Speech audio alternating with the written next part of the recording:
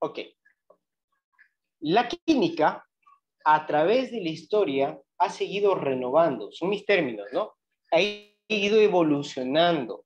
Nos hemos dado cuenta de que tiene grandes beneficios. Y estamos hablando antes de la época de Cristo. De hecho, los aborígenes y incas también lo utilizaban.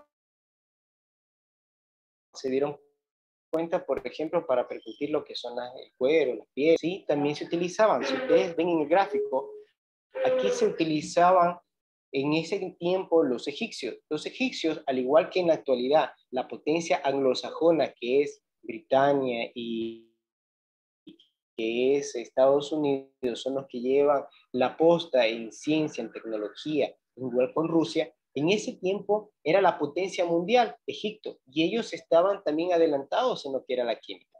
Como esto es historia, les voy a pedir que me lean. Bien, Daniel, ten la bondad, ¿puedes leerme esos dos párrafos, por favor?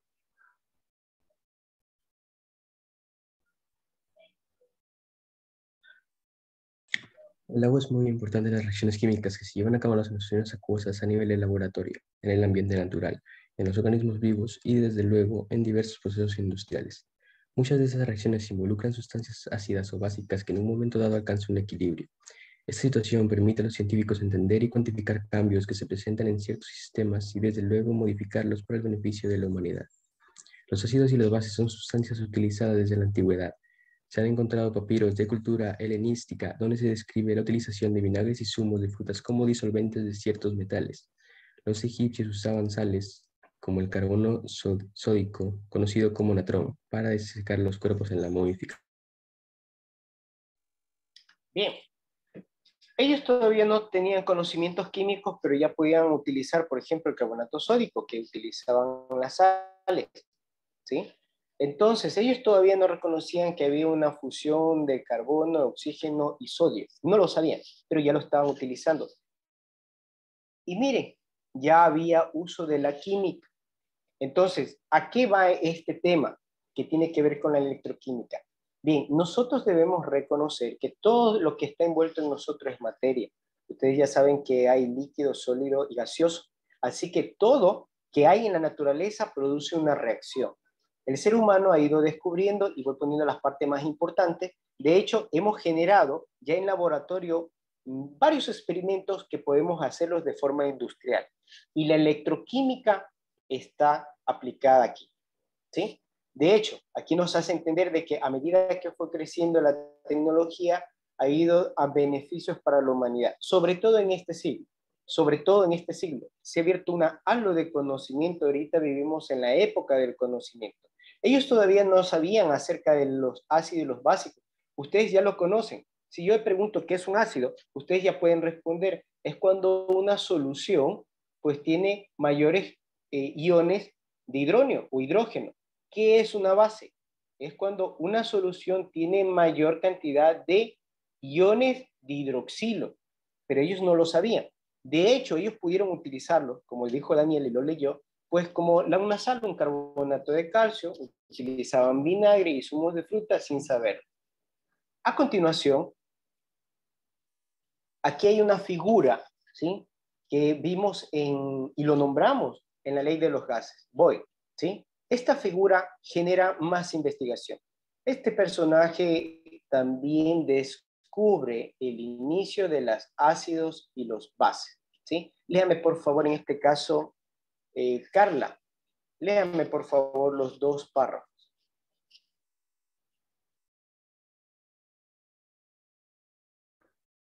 Siglo más tarde, con el descubrimiento de la técnica de destilación, se obtuvieron ácidos minerales, lo que permitió disolver un mayor número de sustancias.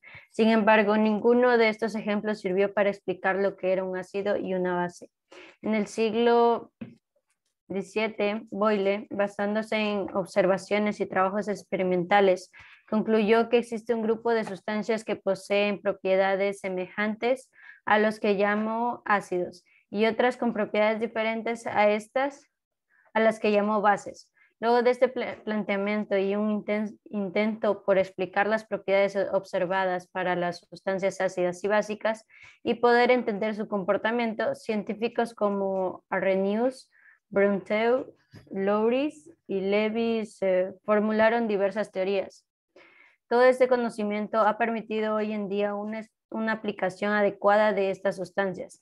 Por ejemplo, se puede explicar por qué los jabones resecan la piel, cómo se debe controlar la acidez en un acuario, cómo debe ser la acidez o basicidad del suelo para los cultivos o los daños causados por las lluvias ácidas.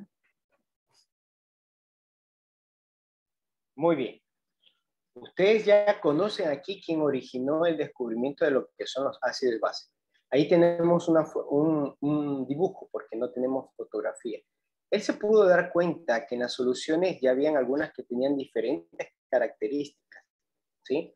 Por lo cual pues, puso aquí hay ácidos y aquí hay bases. Y todavía no tenía, por ejemplo, la fenolftaleína, la antocinina. Él no lo sabía, pero sí pudo ver las propiedades y las características de ciertas soluciones que se manejaban y las puso acá. Y las encajó como ácidas y de otros como ácidos.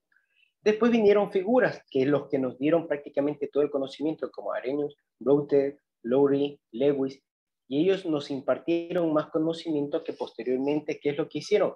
Que nosotros la química la vayamos a aplicar. Y aquí en una gráfica, aquí están las haces y bases como solución, ¿cómo podemos nosotros utilizarla? Aquí quiero dar hincapié a dos puntos importantes y que quiero que ya no se olviden porque no vamos a tocar ese tema ya más. Ni en tercero de bachillerato, la acidez que está relacionado con el potencial de hidrógeno y la basicidad del suelo son muy importantes, y no solamente en el suelo, sino dentro de nuestro organismo. La membrana basal que tiene nuestro cuerpo es tan importante que el pH, si nosotros lo seguimos manteniendo ácido, somos el foco de infección de virus, bacterias, hongos, parásitos, algas, arqueas y microorganismos patógenos y antígenos en cantidad. Si nosotros reconocemos este tema como importante en nuestra salud, vamos a mejorar. En el caso del suelo es lo mismo. El suelo, si ustedes investigan un poco más, no es ese material sólido. El suelo en cultivos prácticamente lo que hace es interactuar con el material microbiológico que se encuentra en el suelo, tanto orgánico como inorgánico. Orgánico, las microbacterias. Inorgánico, los elementos que se encuentran allí. Recordando un poquito de la clase anterior, el pH cuando se vuelve muy ácido, hay muchos microelementos que la planta no lo pueden absorber. Así tú le pongas agua, si tú gastes muchos en abonos orgánicos e inorgánicos, tu cultivo nunca funcionará a plenitud porque no le damos hincapié al pH. Si nos vamos al extremo y producimos una alcalinidad, de igual forma, hay una tabla que en este libro es muy importante para quienes tienen y aman las plantas. Si no tenemos un grado de acidez, hay muchos microelementos que no lo puede asimilar la planta. Y aquí, por último, hay un tema muy importante, olvidado, como lo que vimos en biología cuando estamos hablando del sistema linfático. Temas que se le olvidan, daños causados por la lluvia ácida. Hoy por hoy tenemos ya una atmósfera totalmente contaminada. Los países industrializados no lo dan a conocer, pero ya investigaciones, China, India, Estados Unidos, Canadá, países industrializados, tienen ese problema de lluvia ácida. Por eso muchas personas se están enfermando sin saber la razón y la lógica. Aquí en la química entendemos que todos los ingredientes que tú produces, como el dióxido de carbono, monóxido de carbono, los sulfatos, los nitratos, que se generan de forma natural, como las erupciones volcánicas, y a la misma vez la industrialización, todos esos ingredientes volátiles se van hacia la atmósfera. Y ojo aquí, hay dos tipos de lluvia, la lluvia sólida y la lluvia como tal que es líquida. ¿Cómo es esto? Explíqueme. Bien, los sólidos que suben a la atmósfera, ya en muchos lugares no llueve, pero descienden, escúchenme bien. Esos átomos llegan a la atmósfera, se forman moléculas y caen. Toda persona o todo organismo biológico que sale y expresa de esa lluvia ácida se enferma. Así es. Anteriormente, no sé si el grupo de ustedes les explicaba, nosotros nos vayamos afuera con la lluvia y no nos enfermamos. hagan ustedes la prueba, si tienen el sistema inmunológico débil, se enferman. La lluvia arrastra todos esos elementos químicos que no lo vemos a simple vista y eso nos está enfermando, que es los daños que causan la lluvia ácida. Bien, entramos al tema de fondo, electroquímica. Veo que tengo 2 minutos. Por favor, ingresen al otro Zoom y hablamos de electroquímica.